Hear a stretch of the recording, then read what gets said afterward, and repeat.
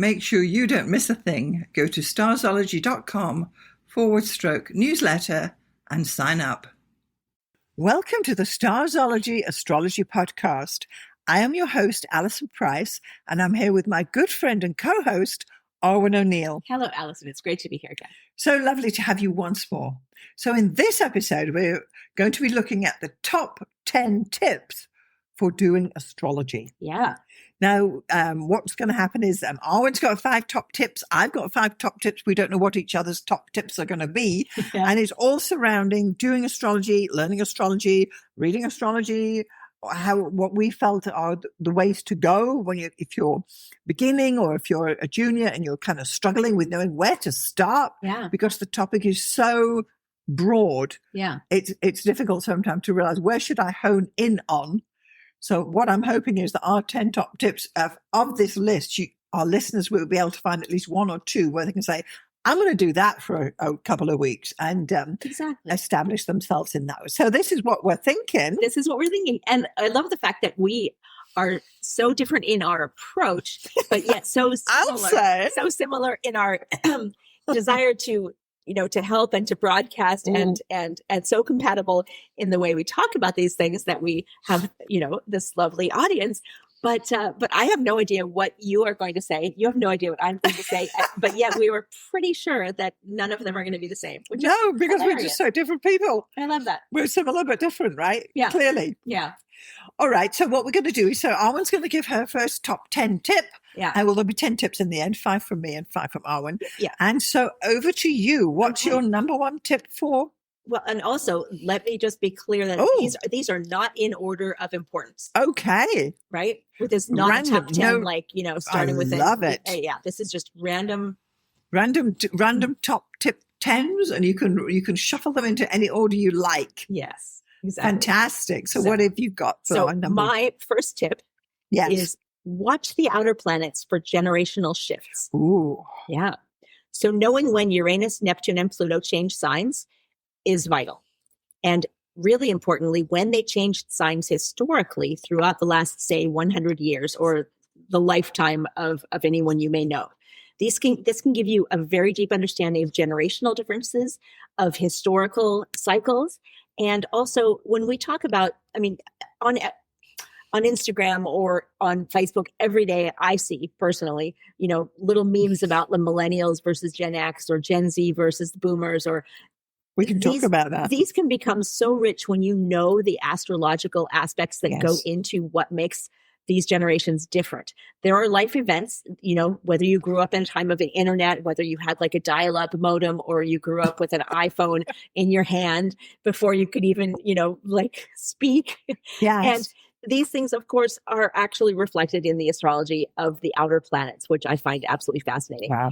And I've done, I actually did a couple of astrology presentations, like live actual slideshows about this in local astrology conferences, which was hilarious and fun and kind of nerve-wracking because it was like a long time ago, like 15 years ago, maybe 10 years ago. Gosh, anyway.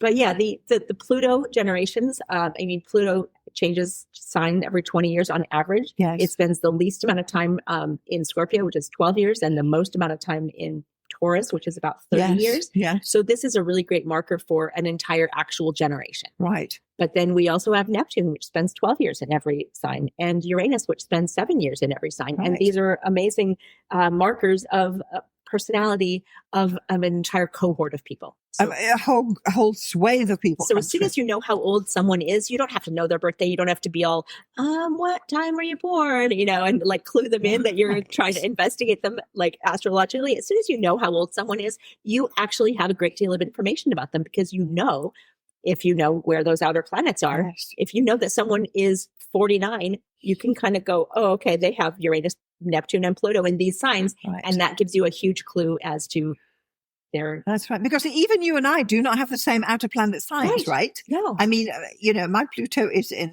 Virgo. I don't know where yours is. Libra. So there you go. Yeah. And my Neptune is in Scorpio. And yours is in Sagittarius. Sagittarius, the next sign up. And then my Uranus is in Leo and yours is in... Libra. Okay, 2 signs up. So that just shows, because you're younger than I am, but that just shows that I'm the generation of those planet positions, and you have moved on. Yeah.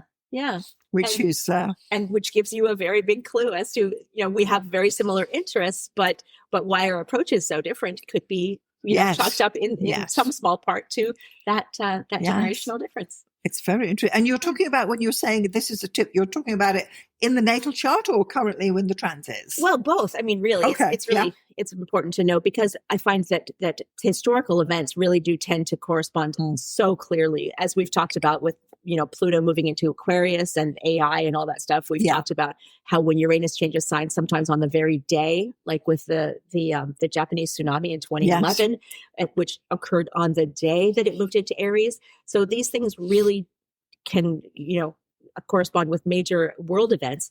But just knowing the historical changes of those signs in people's charts, just as a sort of rough delineation of, oh, wow, okay, so you're the, Pluto and Virgo generation. That's interesting versus, whatever. Yes, exactly. It is. It's a solid background, isn't it? To as a base to start interpretations from. Yeah. Because there are not going to be that many options. It's an easy first thing to kind of get your head around, as it were. Absolutely. Yeah, so maybe it is a really good first one to start with. Yeah, to go there and understand and own it, right? And know where your planets are. And because I know my first teacher used to say that if you marry, or your boyfriend or your husband, if your person is in the same Uranus sign as you are, you actually have that total understanding of what you did as teenagers. Right. Whereas if their Uranus is the sign ahead or behind you, you've got this disparity. And this is why technically you're always better off with someone who's 7 years from your age. Although I know you're different. Yeah. And I can see that perspective, and I can understand how that might be more comfortable for people. But at the same time, it's really funny because my partner is 9 years older than me. So we do have that difference. Yes. And one of the first, the first funny things that we ended up experiencing was showing each other our favorite movies, as one does when they're getting to know each other. And he would show me like movies that he liked as a teenager versus movies I liked as a teenager. And Fast Times at Ridgemont High versus like The Breakfast Club. Like, that's a generational difference. Yes. Even though we're only 9 years apart, that's not a generation difference. We're both Generation X. Yes. But yet he is that Pluto in Virgo, I'm Pluto in Libra. And so Fast Times at Ridgemont High versus Breakfast Club. It's just, it's a thing. If you know, you know. Yeah. And I think those little differences are kind of, all other things being equal, if the rest of your chart corresponds really well, that can add like a really interesting flavor to getting to know each other. And exactly. Yeah, exactly. But I think that if your outer planets are in the same signs as your partner, you have that sort of unsaid understanding as a basis to move forward with. Totally. So anyway, yeah, absolutely. All right, that's great. Yeah. So that was outer planets know what signs they're in. Yeah, that's what you're saying there. Yeah. Okay, that's great. Yeah. Okay, so my first top tip for astrology is to, as a beginner, is to start with the basics. Mm-hmm. So what I'm saying here is the cornerstone. So you want to begin by learning the core building blocks of astrology, which are known as the cornerstones. And that is the four things. It's the planets, the signs, the houses, and the aspects. Yeah. You absolutely need to understand those and what the difference is between them. What's the difference between a house and a sign, and a planet and a sign as well. So there's quite a bit there, because you've got 12 signs, 12 houses, and we've got 4 options here and 12 aspects. So 48 things to get a grip on, but they're known as the cornerstones. And you really do need those solidly to read charts as well. Additionally, within that, if you've got to know the glyphs, which is like the alphabet of astrology, where the glyphs are the letters, and a particular planet and a particular sign or a particular house will have its combination glyph going together. So you will have, as we just said, Uranus in Leo, and know these glyphs and understand the glyphs and learn the language of the alphabet of astrology. That comes to a part of the basics too. And then I believe once you've got an understanding of those two things, you can then start doing this synthesis of, Mars is in Taurus in the 3rd house, and that's where the synthesis comes from. But you can't synthesize until you've got the cornerstones. Yeah, that absolutely makes sense. I love that. And you don't just learn them all in one go. You can't you think, oh, I got 48 things to learn. No, learn your chart first, learn your loved one's charts first, where their moon is, where their Venus is, get an understanding of that, and then slowly build your knowledge. Yeah. Because you're not going to learn 48 things in one go. Yeah. And if you're just reading your chart like a computer printout of all of your stuff, and you don't know what all those things mean, you're reading like another language. Oh, Saturn in Aquarius in the 7th house, blah, blah, blah. And you don't know what those mean. Yeah, exactly. You could just it's like a word salad. Yeah. So that's why I say start with the basics and go for the cornerstones as your strong fact, because the cornerstones are the 4 corners. Like when they're building the pyramids, they put 4 corners in, make sure they're level, and then they can build on top. Yeah. Because if you've got one missing, you can't build, a house, you can't build anything. Yeah. Yeah. So that's my first tip to, learn the basic cornerstones. I love it. It's a great first step. Yeah. Well, we'll put some links to it as well. Yeah. Yeah, definitely. Okay. So, Arwynne, what have you got next? All right. Well, my next it's a nod to our favorite Saint Stephen. Right. Saint Stephen Arroyo. And this is think elementally. Don't just focus on planets and signs, or especially don't just focus on your sun sign. But if you're really, really new to astrology, one of the best ways to sort of grasp just the energetic flow of a chart is to focus on the elements. And Stephen Arroyo, one of his foundational works was all about the elements in astrology. And it was about understanding that Taurus, Virgo, and Capricorn, for example, are all earth signs. They are all very different signs, but they are all more similar to each other than, say, Cancer, Pisces, and Scorpio, the water signs. And also, those 6 signs, which are all feminine, negative, passive, whatever. They're the yin signs versus the yang signs, which are the fire and air. And those are all very different from each other, but they're more different from themselves than they are from each other, if that makes sense to you. Right. So understanding just the elements and how those elements behave, and that if you're an air sign, it's all about, constant movement and communication.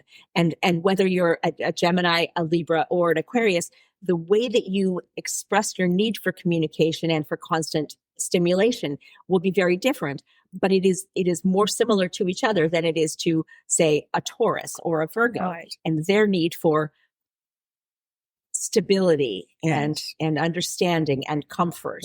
And so you're not just talking about the sun in the signs, are you? Or you're looking at all across the board. Yeah, the whole chart, and knowing what your balance is in your chart. Yes. So if you look at your chart, you will see that little table of elements.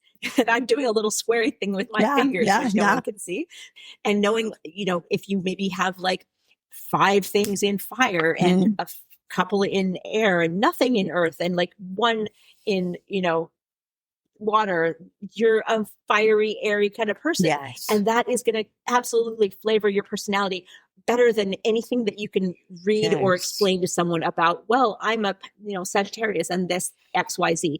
And you might not even feel like a Sagittarius because maybe you only have 1 thing in Sagittarius. Maybe it's the sun, but everything else that you have supports this airy, fiery kind of personality. And you may never have traveled anywhere in your life. You may never have gone to college, but, and all the things you read about Sagittarius could be like, I don't really relate to that, but boy, am I airy and fiery, because you have all of these other things that are supporting that sort of elemental interpretation. Right. So that's really important, especially if you're the kind of person who, coming into astrology, you maybe don't resonate necessarily with what is, about your sun sign.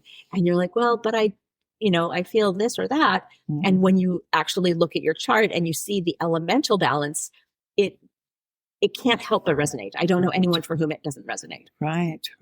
So what's your general elemental balance then in your chart? It's so much air and earth. Is it? Yeah. Like I have 2 things in water, which is my Saturn in Cancer and my Scorpio rising. I have 1 thing in fire, which is my Neptune in Sagittarius, and everything else is all air and earth. Wow, which is so me, right? Yeah. And for myself, I've got 6 in earth. It's like Wow. And even though as a Leo, you think that would come through, and it does, but Right. in general, and no air whatsoever. So Wow. I know. Yeah.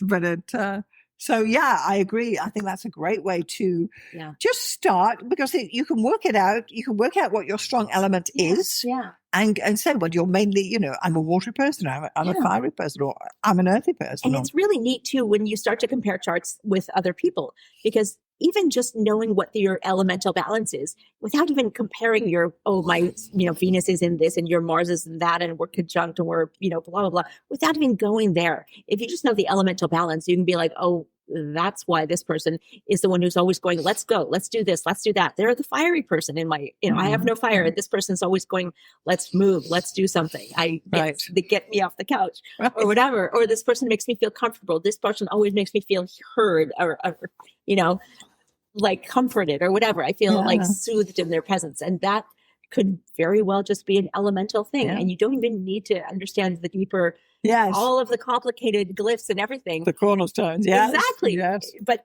you should. But at first, it can actually get your elements. The elements can help you just kind of go, okay, I'm on the right track with this astrology stuff. It is actually, there's something to it, because you can start to kind of get like, wait a minute, what? It's so complicated. I don't even know why I'm doing this. But then the elements really kind of bring you back to, okay, no, I can feel this. I can feel the truth in this. Okay. And that's the value. I think that's a great one. So you're saying there, study the elements. Study the elements. Yeah. Or think elementally, as you said. Think elementally. Yeah. Sounds great. Yeah. That's a great one. Yeah. Okay. So my second top tip is to work with real charts. Oh, yeah. So what I'm saying is you're going to be working with your birth chart, and astrology is best learned by doing. So start with your own birth chart, then branch out to the charts in your friends, family, or even famous people. And there are many charts that you will read. And you start off with like yours, and maybe you've got 5 you're working with. But from that point, you need to grow the actual charts you're working with.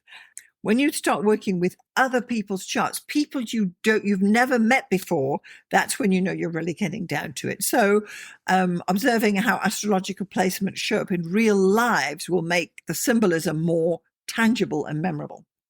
So once you start with your chart, you understand yourself, then you've got your partners and people living in your house, then you've got your close family, your parents, your kids. Work with their charts because you know what they're like. You know what Uncle Bob's like and Aunt Agatha and that sort of thing. And then you move on to the broader connection of maybe your boss or the people you work with. Yeah. And then we get to people you've never met before. Totally. So rather than going to famous people charts, because you don't really ever know, we get a very curated view of their lives. Sure.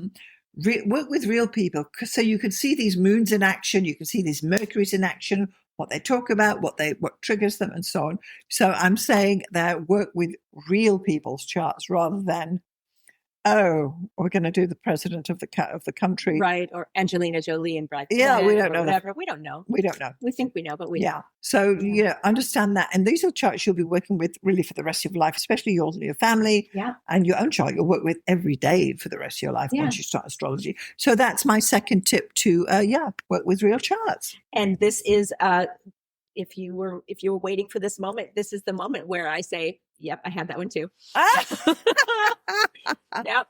Luckily, I have an auxiliary, you did? Oh, my God. I came with a 6th one just in case. Gosh. We both had that we one. We might need it then. All righty. But it is absolutely true. And I'm just going to reinforce, study the friends and family where you actually know their backstory. You know the life events that changed their lives. You know, if you're doing transits and progressions, if you're studying their past, you can actually... You know exactly when those things happened, or you can confirm when they got married, when they had kids. You can't trust the celebrity charts or the historical data. I mean, to some degree, when someone was in a battle, Napoleon, whatever war, sure, that. But we don't really know what was going on behind closed doors with him and Josephine. Yes. We have some letters. We don't know exactly how often she took a bath. Yeah, exactly. Yeah, it's good for some things, but not for others. Yeah. So it's always better to kind of go with people that you can actually verify. So you can see astrology in action. In action. Incredibly important. Brilliant. Yeah, Yes, totally. that's great. Yeah. So that was my second top tip. I love it. Okay, Arwynne, what you Right. got? All right. So my next one is keep a transit journal. Wow. Yeah. So don't just study, what Mars in Gemini means, for example, or the kind of combinations of things and aspects and what they mean. Actually watch it happen. Keep a diary. And when you're first studying, especially like when you're in that phase where you just want to devour knowledge and you want to, really see things reflected in reality, write it down. Write down what happened when, and you don't have to plan out your life to like, okay, well, this aspect is happening for me next year, therefore this means blah, blah, blah. No, like for posterity, write down what happened, and then you can look back and be like, oh, wow, that's what that Mars in Gemini transit meant for me. That meant that I was going to, figure out a way to reformat my resume in 6 different ways to like target all these different types of companies. And wow, that really worked for me, whatever. Yeah. So over the months and years, you'll see patterns that will actually help you to solidify your understanding and So you're talking about transits that are coming up. That's what you mean? Yeah, the transits that actually happen, like the transits that that are happening for you. Okay. So if you're saying, oh, well, I've got this Pluto is about to opposition my Saturn, make note of what happened. And of the transits, Saturn return, make note of what happened. I mean, it made me unmistakable. I have talked at length. If anyone, a fan of the podcast may be like, oh yeah, we know about Arwynne's Saturn return. She's talked about it nonstop. But yeah, it's like some of these things happen on the very day, and it's inescapable. Yes, you can't miss it. You can't miss it. So if you are prone to, forgetting things or missing things, or don't happen to have a blog where you've broadcast these things to the entire world, make a note of them for yourself. Keep a journal where you're able to kind of go back and go, oh gosh, that was what happened when whatever planet thing did whatever. I think that's a brilliant tip. Yeah. And I'll tell you why I think it's a brilliant tip. Because I have it as well. So my third tip is keep a journal. Yeah. Oh no. So I'm talking here about observation. And what I'm saying is, which is basically what you've just said, track your observations on personal experiences in your astrology journal. Record transits, okay, and then I'm going lunations and other celestial events along and how they played out in your life, which is basically honestly what you've just said. And then you want to look at the cycles, because over time you'll begin to notice patterns and deepen your understanding of planetary and solar cycles. Yeah. Solar cycles are as the sun goes round and it triggers your chart. That's usually your first one. And it's so interesting that we basically came up with the same tip, because it's important to understand how astrology works by seeing it in action. Yeah. And you do this by keeping a journal about the sun's conjunct my sun, the sun is square my Jupiter, and these basic things that happen, which is what you just said, right? Yeah. So, I like to keep an astrology journal. I have one for each year now. I used to do this ongoing thing, but now I have the one for 2025 and I've got the one for 2026, and I've got all the transits in it that's going to affect my chart each month. And I kind of set that up beforehand. So at the moment I'm working on the 2026 thing, sorting it out. I don't know. You don't need to, you can have an ongoing journal. And when you start, just get a book, write it down. Yeah. But at this stage, I've got to the 1 a year journal because, I've still got transits coming up that I've never had before. Right. And there's some tricky ones coming up in 2026. So I'm really paying close attention to some outer planets going across my midheaven, outer planets going across my descendant. Yeah. And I can't wait. She said, tongue in cheek, about to see how those two unfold particularly. Right. So, yeah.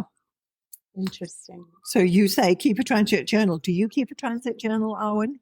No, I don't. Sort of. I don't. Honestly, I don't. But I used to keep, I used to print out all of the, so here's how I did this. Yeah. Back in the day when I had a bunch of different software. This is before I became a Mac person. I had some software that I loved. I've talked about Janus. I had I had Janus software, and I also had a couple of websites that I would go to on a regular basis. Right. Astro.com was one of them, but there was another one. I cannot remember the name right now. And it would have all the transits that were upcoming, and I would kind of follow that along. And a lot of times I would print them out. So I have like not journals, but what are they called? Like notebooks where I printed, like literally printed out, like, so much ink, so much paper. And if anyone ever like, finds all my like documents and they're like, why did she, and why are they all highlighted in pink and orange and green and like color? This is right. You got it. Exactly. Yeah. Because I was like, oh, wow, this is coming. This is happening. This is coming. And then maybe I would later write, no kidding. This happened. Whoa, exclamation points, etc. Yes. Or even in the books that I have. And this is kind of funny. Like I don't necessarily recommend defacing books, but I kind of also do because I'm a very big proponent of buying books used, buying books from used bookstores. I really am a fan of supporting secondhand whatever and not kind of just giving into the publishing industrial complex, but also publishing is great. Don't not support publishing, but etc. Anyway, I buy a lot of used books, and one of the things that I did when I was studying astrology at the beginning of my astrological journey was to highlight and write notes in the margins of all the things that were super resonant for me. So I would be like, oh, this is me, this is my like partner, this is my mother. Robert Hand's transits. This is happening in 82 and 86. 100%. Yeah. And I would write, oh, like this happening before, like Pluto going over my ascendant when I was 11 years old and how big of a thing that was for me and how I felt that. Huge. And so knowing those transits. So I would write in the margins of like, oh yeah, that transit, transits, aspects, whatever, planets in transit, that book, exactly. Yes. Robert Hand. And writing when those things happened for me or when they were due to happen and being like, yikes, looking forward to that. Not really. So yeah, that's, I guess, kind of a way of keeping a transit journal, not quite as anal retentive as having an actual notebook, which I love this. It's so scary to me as a Virgo to look at this and be like, wow, you're more Virgo than me. But the Virgo. It's so amazing. Wow. Okay. I'm blinded. This is amazing. I'm looking at this. It's just, well, I can't even describe for our audience what I'm seeing, but it's incredible. And we're just talking about my your notebook, my 2025. There are handwritten charts, which are like perfect circles. Yes. So that's the month, you see. Clearly, some sort of a compass was involved in creating that, or just I use like concentric plates and cups to do circles when I do you? No, I've got two compasses now. You have I do. I've got my backup compass. That's amazing. So you can't be stationary. Like a plate or like a cup, and I just trace around it. Yeah. So that's incredible. But you can either be that sort of detailed, or you can kind of do what I did, or just keep it in mind, or just text it to someone and just know, or keep it in a note. Yes. Notepad. Well, you can get the Llewellyn's annual diary that's got the main transits in, but you've still got to go back and say, well, is this new moon conjoining my chart? Because you've still got to connect it to your chart. And then just write down what actually happened. Yeah. So that you could look back and be like, oh, wow. I mean, I've got a couple of, I think I used to get those annual things where, and then I would go back and I would just look at it and be like, oh, wow, that month was super accurate. But you can't have a book for every single year. That's insane. Well, I don't know. I don't know. No, I mean a printed book, like the actual printed book for every single year. Like some people did that. I don't know that that's very popular anymore, but. Oh, the Llewellyn's annual. Yes. Wow, okay. No shade. Yeah, no, I love that people still do that. That's wonderful. I mean, honestly, whatever it takes to sort of record your experiences on top of the predictions. Because there's so much to astrology. It takes to do it is super important for you, for that to resonate with you and to sink in. Because as we say, it's a metaphorical language, it's blah, blah, blah, but there's so much accuracy to it. And you can only know that if you actually record what happened versus the prediction. Yes. Because whereas when we look back to your Pluto crossing your ascendant when you were younger, that's a one-off. Yeah. And I personally will never get that transit. Right. It just happened that Pluto was in Scorpio in the 80s. And that's when I turned 11. And so there will be transits that you will get yourself that others will not ever experience. 100%. So in that way as well, you want to, I mean, all right, you've got the sun and the moon and the Mars all trotting around the chart, Yeah. but not all the planets make it around the chart. Yeah. So especially, Pluto and the outer Neptune. planets, But having this and having a Neptune transit, like, wow, that's there's some craziness that happens there too. And it's a 12-year process of it. So it's really important to actually somehow know what the big transits are going to be. Somehow know what those are and then document it for yourself. Because I know next year my biggest transit is going to be Saturn's crossing my midheaven. Okay. Now, we know we did it 30 years ago.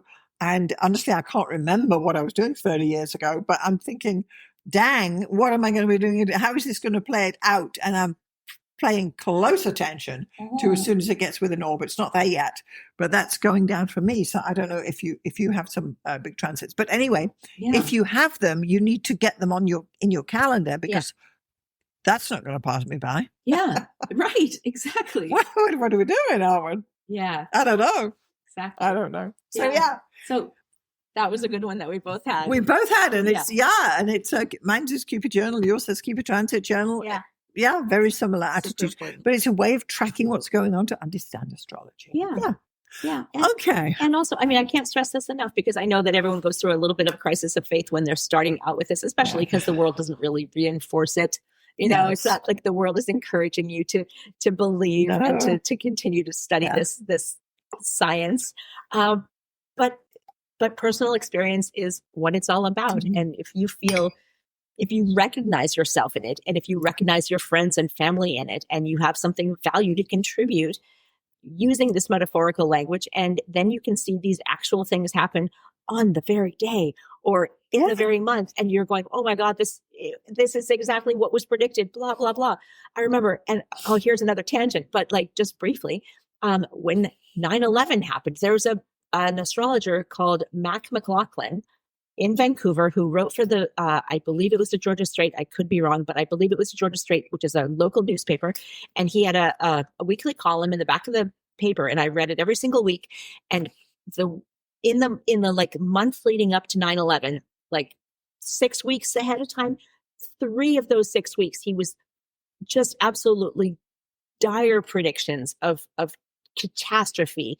And I don't know if he used the word terrorism, but it was, violent subterfuge, expect the world to change, expect cataclysm, expect this and that. And he even said something along the lines of like, I fear for our society because what I'm seeing, I'm hoping I'm not seeing this correctly. And I got chills reading it at the time. And then after 9/11 actually happened, I remember I had thrown away those newspapers and I went down into the parking garage and I was like digging through the actual recycling, trying to find those newspapers going, this was predicted. I need to save this. And I found a couple of them and cut them out and I've saved them into this day because it's like, someone predicted this so accurately. He's a Vancouver astrologer. He's a Vancouver, amazing. And he was one of the few who actually saw it coming. So it's those things, that Super make you kind of go, I'm not going to just toss this idea, Yeah, that's a good one. Yeah. All right. So your fourth tip, Arwynne. My fourth tip. Ooh. Okay. This is kind of an obvious one, but start with your sun, moon, and rising sign. Okay. Start with the Holy Trinity.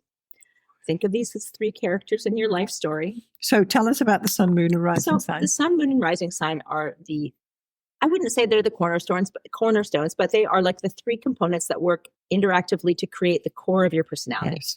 So it's kind of like in the Freudian sense, that's like id, the ego, and the superego, or in like the neuroscience sense where it's like the amygdala, the limbic system, and the cerebral cortex. Whoa. These are These are the 3 components that work together to make up the core of your personality. So it's the sun, which is basically the ego.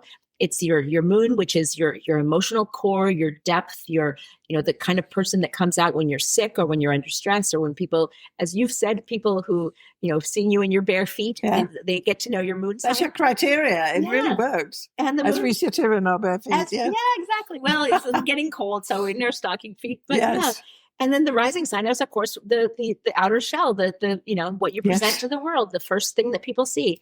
And Yes. and just knowing how those three signs interact is so important for you, understanding yourself and understanding how other people see you.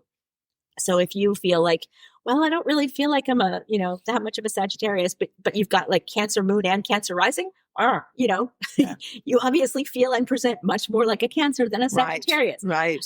And if you okay, here's my example. I have Virgo moon and sun, but I have Scorpio rising. So I'm a Virgo, very Virgo, but yet people have always, since I was a young child, perceived me in such a scorpionic way. I was always the girl who, like, my friends' parents were like kind of cautious about me. They were like, oh, that girl might be a bad influence, or like, she seems older than she is, or like, I don't want her getting my kid in trouble. I was the good kid.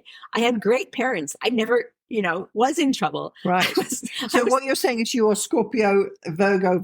That's, yeah. Yeah. And the parents of my friends, they saw something in me that wasn't my actual Scorpio. personality. Yes, they saw this little, maybe I don't know, like my little. They saw your ascendant. Yeah, basically. a little Wednesday Addams shell, but yet on the inside, I'm like this super helpful, like, bookish, like, conscientious, like helpful child who like color, organized her mother's shoes and just wanted to like, help. Yeah. And I do think the sequence here has to be ascendant, sun, moon. Oh, yes. Because that's how you see it. Exactly. That's right. how other people see so it. that for you, as we said, was Scorpio, Virgo, right? That's what we're saying. Yeah. So if you look at your chart and you say, well, what are my big three? And for example, I am then Leo, and Scorpio. So you do get this Leo flavor straight off. Totally. But the Scorpio is still there. Yeah, definitely. In the back pocket. But yeah. Yeah. But you've got the Scorpio on the front burner. Mine's on the back burner. It's almost like protecting my, my practical Virgo from like, you don't need those people who are going to just misunderstand you. And I'm like, but wait, I want everyone to like me. And it's Scorpio rising going, nah, we don't need them. And I think this is great. These first three, if you don't know where to start with the first three. Yeah. Because it's ascendant, sun, moon. It honestly, it tells you a lot about people. It really does. It really does. Yeah. And if you can find out, I mean, this is one of the things where, of course, getting to know other people, you will have to ask their birth time, et cetera, to do their chart and to find out what their ascendant is. That's super important. But for yourself, if you're listening for yourself, what are your big three? And we'd love to know. Yeah. And how does that flavor your relationships too? Because I find that your moon sign totally is a really good clue about your relationships as well. It's a good sign about what you need from other people and what you need to feel comfortable and how you react to people when you're vulnerable. Right. And that's a really important thing. People always focus on the moon, on the Mars and Venus in relationships, but the moon is incredibly important in relationships. So understanding your moon is Yeah. What you need is what you need, isn't it? The sun's what you want, and the moon's what you need. Yeah. So these are super important.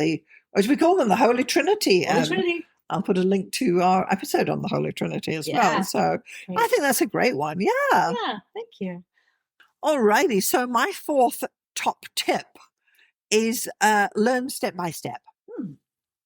So what I'm suggesting here is that there's really two ways. There's two chunks in astrology. There's natal astrology and there's forecasting. And everyone comes to think, yes, I want to know what's going to happen. Now that's forecasting, but step by step, you have to start with the natal first. Yeah. So although it's tempting to jump straight into forecasting or relationship compatibility and stuff like that, the natal chart interpretation is the heart of astrology. So I believe you need to focus on mastering natal charts first. And even in my book, I would spend 2/3 of my time talking about basic natal astrology and advanced natal astrology to understand the chart before you move on to forecasting, which is, of course, the logical next step. Yeah. But once you feel confident reading a birth chart, the more advanced techniques will come naturally in forecasting. But to go straight into, week one of being an astrologer and you're into transits and looking at progressions, you're missing the point. Right. Yeah.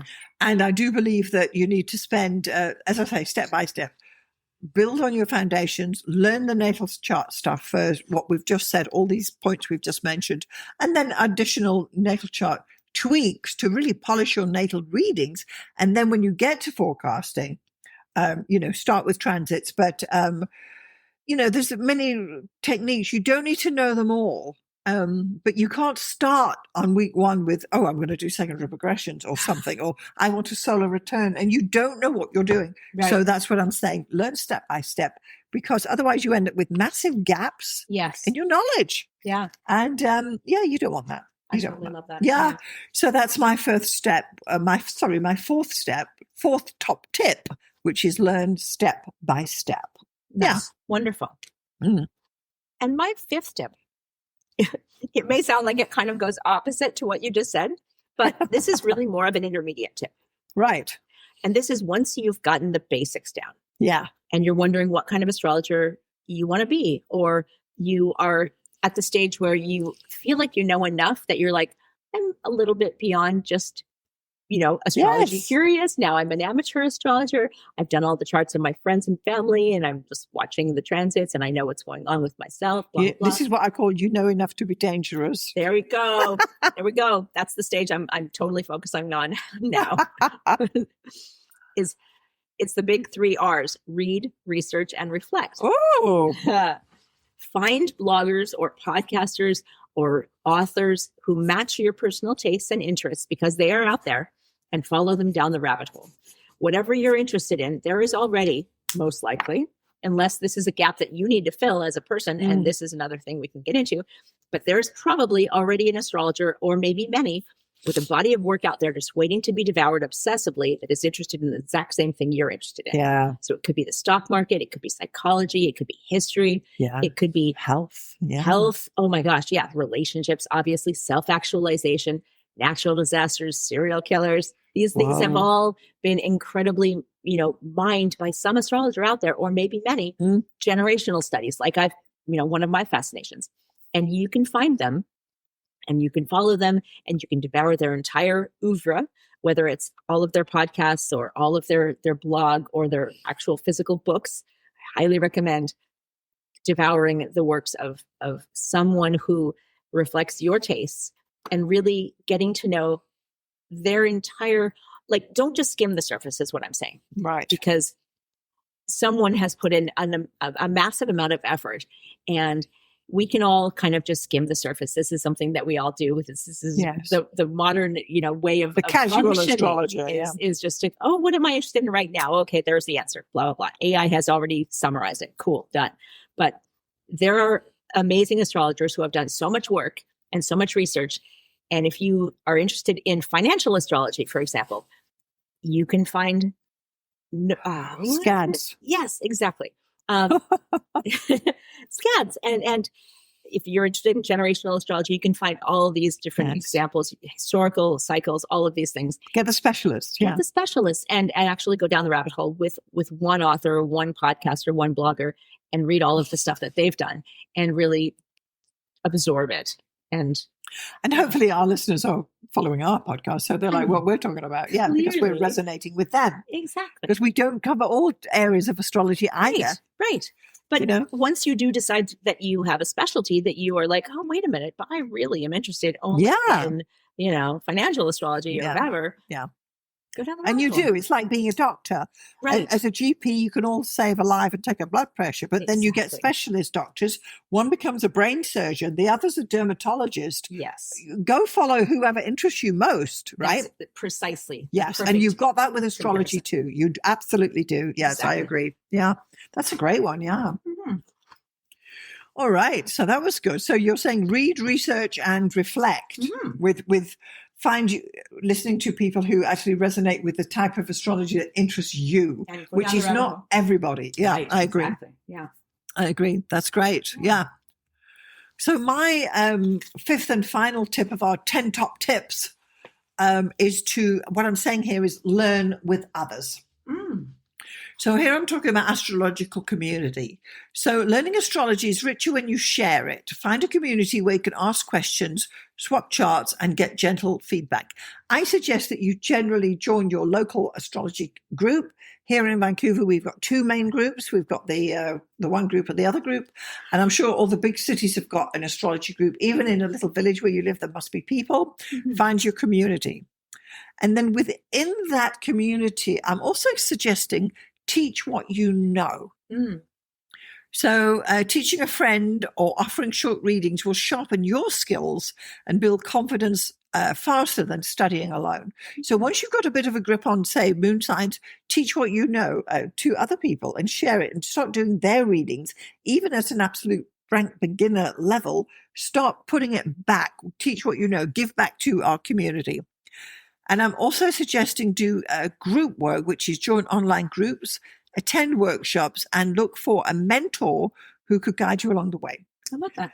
You want to have this interaction between astrology, because astrology can be a very isolating topic. You've got no one to talk to about it. Your family doesn't give a hoot. We're fortunate. We live in the same building and we're both into astrology. Right. But I could never talk to my family about astrology. Nobody cares.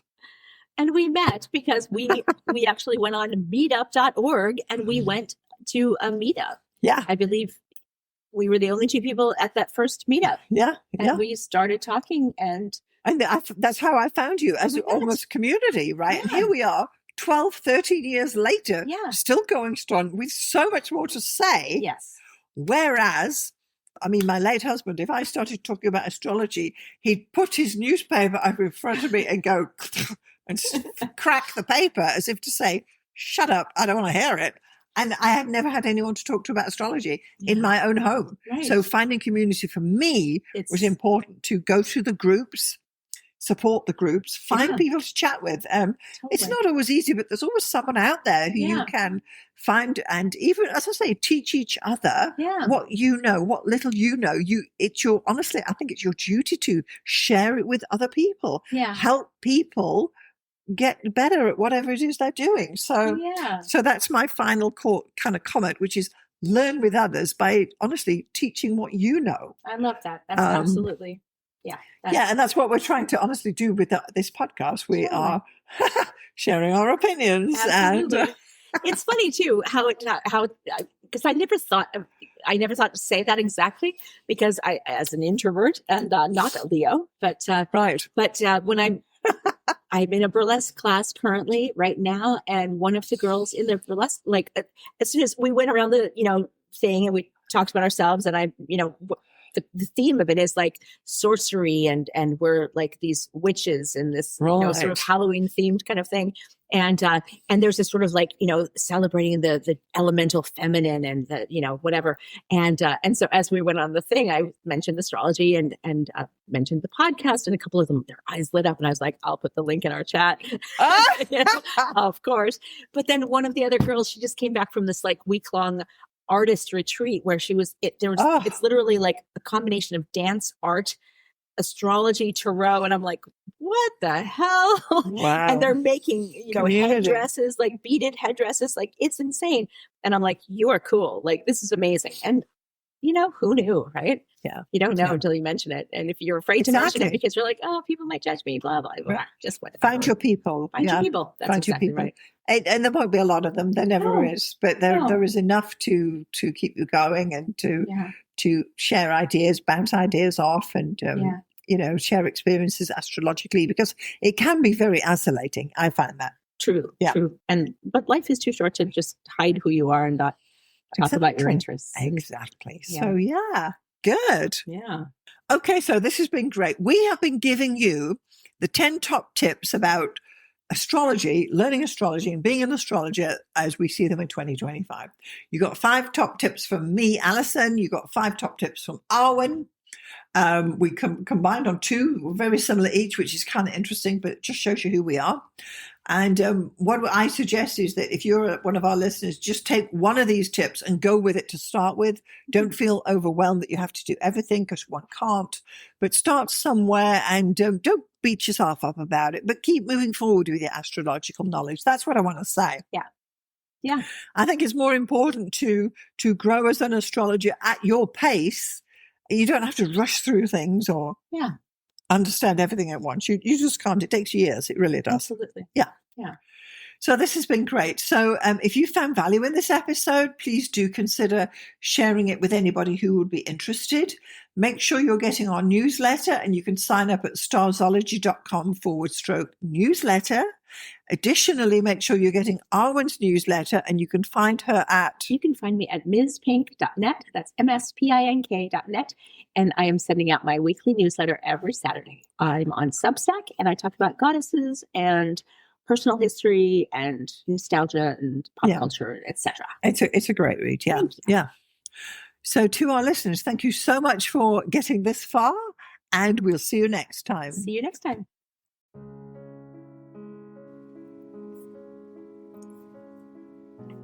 Thanks so much for getting this far through the episode. I just want to take a moment to tell you about the two main options of my astrology services. So the first one is coaching. If you are an aspiring astrologer, and by that I mean someone who's perhaps a hobbyist astrologer, or someone who's learning astrology, or a student, or you've got a few books and you've been doing it for a while, but perhaps you need a little bit of help to bring it all together, then maybe getting some astrological coaching from me would be the answer for you. The astrology coaching I offer is a 1-hour session on Zoom, and it's tailored to answer your particular questions. For example, if you have issues with natal chart readings, we can go there. Or if you're having problems working with your forecasting, we can go there. Or even basic astrology stuff, or even getting yourself organized for your astrology business. The idea is that astrological coaching will answer your particular questions. It's tailored specifically to you and where you are in your astrological journey. And I'm happy to help you out with some guidance about how you can get going, what to focus on, and what to dismiss. So that would be the astrological coaching for people trying to learn astrology. The second astrological service I offer is consultations. So this is for someone who perhaps doesn't know anything about astrology, but they just want to have their chart read or get their chart done. Call it what you will. So once more, this is a 1-hour consultation over Zoom. I will interpret your chart, tell you about the main features, tell you about where the energy is flowing, and all the rest of what is entailed in a thorough natal chart interpretation. I can also add in some forecasting in there too, bearing in mind we only have 1 hour. So just in summary, I've got coaching for people who want to learn astrology, and I've got consultations for those who want to get an astrology reading done. I'm Alison Price from Starzology.com. Thank you so much for listening. We'll see you next time.